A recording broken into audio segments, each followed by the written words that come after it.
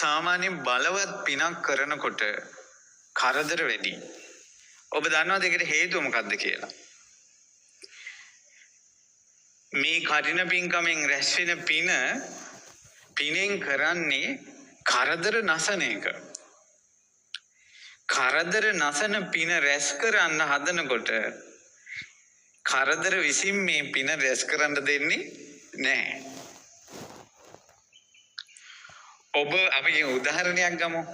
ඔබ නසන්න ආයුධයක් කවුරු හරි හදනවා නම් හිමීට නම් ඒක හදාගෙන යන්නේ. ඔබ ඒකට කැමතිද?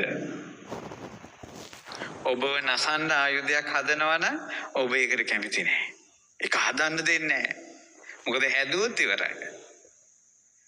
ඒ වගේ මේ කරදර කෙලෙස් නසන පිනක් රැස් කරනකොට ඒ පින රැස් කරන්න දෙන්නේ කෙලෙස් විසින්ම. ඇයි ඒ පින රැස් කළොත් ඒ පිනෙන්ම ඔය බාධක ටික ඔක්කොම නසනවා. ජීවිතේ පරදුවට දාලා කටිනේ කරා නම් එච්චර හැඟීමක් තිබ්බනම් ආනේකයි ඒ පින විපාක දෙනකල් අපි කියමු බුද්ධ ශාසනයක මගපල් ලබනවා කියලා ගලේ ගැහුවත් මැරෙන්නේ නැහැ.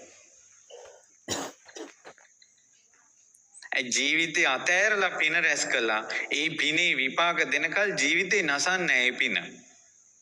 ඒ නිසා තමයි අම්මව චූටි දරුවා අම්මා ගඟේ නාවනකොට ඒ දරුවා එකපාරම වතුරට වැටුණා. වැටිච්ච ගමම්ම මාළුවෙක් ගිල්ලා. දැවැන්ත මාළුවෙක් ගංගා නම් ගඟේ. අර අම්මා පොළොවේ පස් කාලා ඇඬුවේ. ඊට පස්සේ මේ මාළුවා එදාම හොනා දැලකට. දැලකට අහුවෙලා ඒ මාළුවා මේ උඩට ගත්ත. දැන් මාළුවා මැරුණා. මාළුවා විකුණන්න යනකොට එක ගෙදරක මේ උපාසිකාවක් කිව්වා අන්න අර මාළුවා මං ගන්නවා කියලා. ඊට පස්සේ එයාත් එක්ක හිටපු අනිත් එක්කෙනා කිව්වා මාළුවාගේ බඩේ හැටි පේන්නේ. ඒ නිසා මාළුවා ඔයා ගන්න බඩේ මොනවා හරි තිබ්බොත් මට. ඉතින් මෙයා hina වුණා බඩේ තියෙන ඉතින් බඩවැල් ඔයාට බඩවැල් තමයි කියලා. මාළුවාගේ බඩ බලනකොට දරු පෙටියේ දැන් ඒ දින රණ්ඩුනා දරුවා වෙදා ගන්න. අවසානයේ දරුවා ලැබුණා. අයිති ලැබුණා අර මාළුවාගේ බඩේ තියෙන දේ මට ඕන කිව්ව කෙනාට.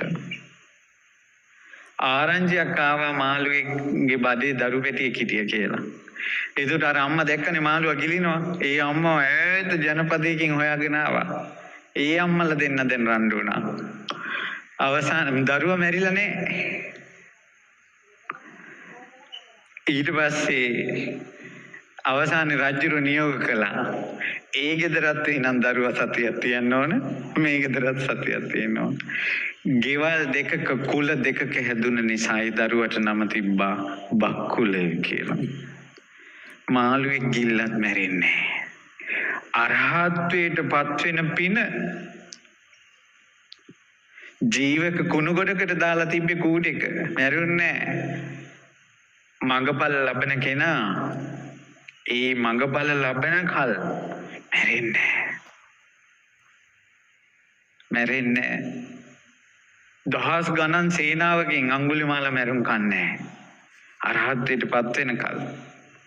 ඇයි ජීවිතය අතහැරලා පින්පුරලා කුසල් වඩලා ජීවිතය අතෑරලා පින් කළාට පස්සේ ඒ පිනේ විපාකෙ එන්නේ.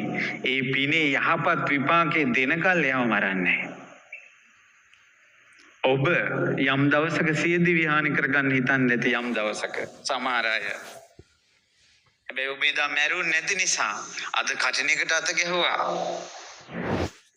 අද මෙහෙම පින් කරගත්තා. ඔබ නොමරා මෙතෙන් ගෙනාවේ ඔබ ජීවත් කෙරෙව්වේ ඔබගේ පින. වෙලාවට හිතෙනවා අපි ඒ කාලේ මැරුන්නේ නැති පුදුමයි. පින කටින පින්කමක් කරපු කෙනෙකුට සත්පුරුෂයෙක් ළඟට යන්න කවුරු බාධා කළත් එයා හරිගෙනාම හොයාගෙන යනවා. කිසි කෙනෙකුට එයාට බාධා කරන්න බෑ. ඒ ගමන වළක්වන්න බෑ. ඒකම සම්පතක් නෙවෙයිද? අද කාලේ හොඳ කෙනෙක් ළඟට යනකොට කවුරු හරි මොන හරි වැරදි කියලා එයාගේ හිත කඩනවා. යහපත් දේශනාවක් අහන්න හදනකොට කවුරු හරි හිත කඩනවා.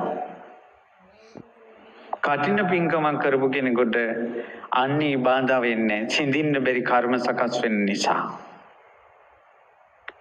ඊළඟ තමයි උපන්නා වූ සීලය යම්කිසි හේතුවක් නිසා ඡේදනය වෙනවා. කුසලයෙන් වැටෙනවා. සමාධියක් ඉපදුනොත් ඒ හැටි තියෙන්නේ වැටෙනවා. හොඳ දේවල් එක දිගට දියුණු කරගෙන යන්න බෑ වැටෙනවා. ඒ කියන්නේ යාගේ කුසලයේ සිඳුණා. කටිනේ පින මේ චීවර වස්වැසූ සංඝයාට චීවර පූජා කරපු පින්බලෙන් එයා කුසලයෙන් වැටෙන්නේ නැතුව රකින්නවා ඒ පින. එයාට මාර්ගඵල අවබෝධයට තියෙන බාධා ඉවත් කරනවා කියන්නේ අනිවාර්යෙන් එයාගේ අතින් මව් මැරෙන්නේ නැහැ. පියා මැරෙන්නේ නැහැ. බුදුරජාණන් වහන්සේගේ ලේසෙල වෙන්නේ නැහැ. අද කාලේ නම් ස්තූප කැඩෙන්නේ නැහැ, බෝධි කපන්නේ නැහැ. රහතුන් ඝාතනය වෙන්නේ නැහැ. ඊළඟට සංඝ වේදයක් කරන්නේ නැහැ එයා.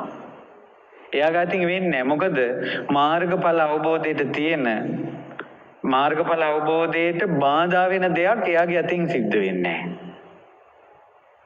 තවත් කටින ආනිසංසයක් කිව්වොත් පින්වත්නි බුදුරජාණන් වහන්සේ එදා වීදියේ වඩිනකොට දැක්කා දුප්පත් හිඟා කන ජෝඩුවක් පාරායින් ඉන්නවා වෙවුලා සිහි කල්පනාව නැහැ. භාග්‍යතුන් වහන්සේ සිනහ පාල කළා. බුදුරජාණන් වහන්සේගේ දන්ත ධාතුන් වහන්සේලාගෙන් සුදුවන් වූ රශ්මිය විහිදිලා ගියා. ආනන්ද ස්වාමීන් වහන්සේ දුටුවා. ස්වාමිනී භාග්‍යතුන් වහන්සේ ඇයි සිනහ පාල කළේ? ආනන්ද අර වයසක දෙන්න දැක්කද? ස්වාමිනී දුටුවා. දන්නවද ආනන්ද? ස්වාමිනී ඔය කලින් මේ රජගහ නුවර හිටපු මහා ධනවත් සිටු යුවල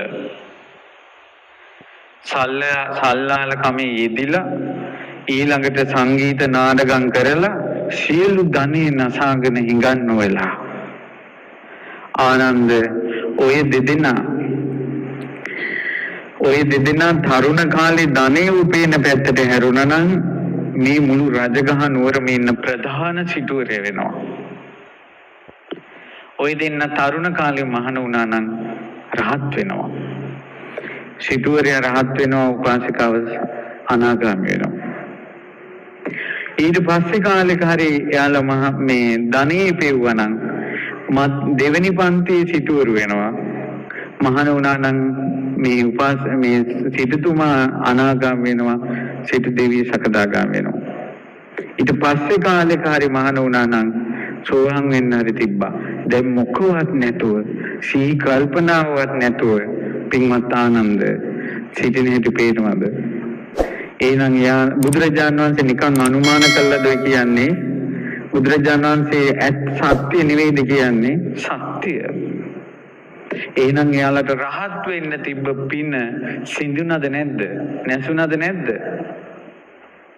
මේ වගේ වස්වැසු සංඝයා උදෙසා කටින චීවර පූජා කරපු අයට මඟඵල ලබන අවස්ථාව නැසෙන්නේ. ඒකයි මේ වගේ පින් කරගන්න අමාරු. කරදර වැඩි ඒකයි. කල්යාණ මිත්‍ර ආශ්‍රය නිතර ධර්ම ශ්‍රවණයේ දිගටම කරගෙන යන එක කරගන්න බෑ. මඟදීන් සිඳෙනවා. ඇයි සිඳෙන්නේ නැති කර්ම රැස් කළා නැති නිසා. ඒ නිසා පින්වත්නි මේ කටින එකට අත ගහලා සාදු කියන පින හරි කරගෙන තියෙන්න ඕන මේ මනුස්ස ජීවිතේ. ඔබ දන්නවද අතීතේ